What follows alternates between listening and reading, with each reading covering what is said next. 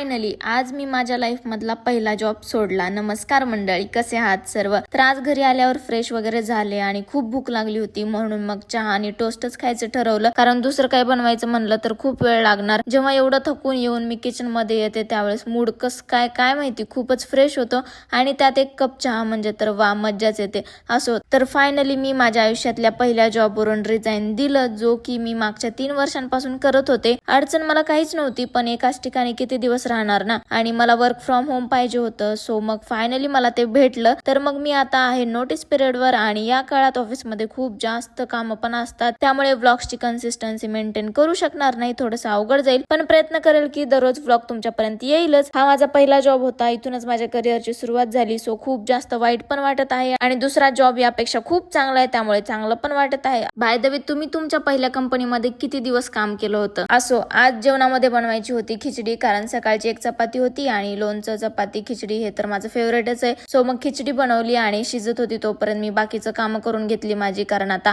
Documentation वगैरे खूप जास्त कामं लागलेली आहेत। त्यानंतर मग जेवण वगैरे केलं आणि थोडीशी हेअर केअर केली आणि आजचा दिवस असाच गेला। Thank you so much for watching. Okay, bye.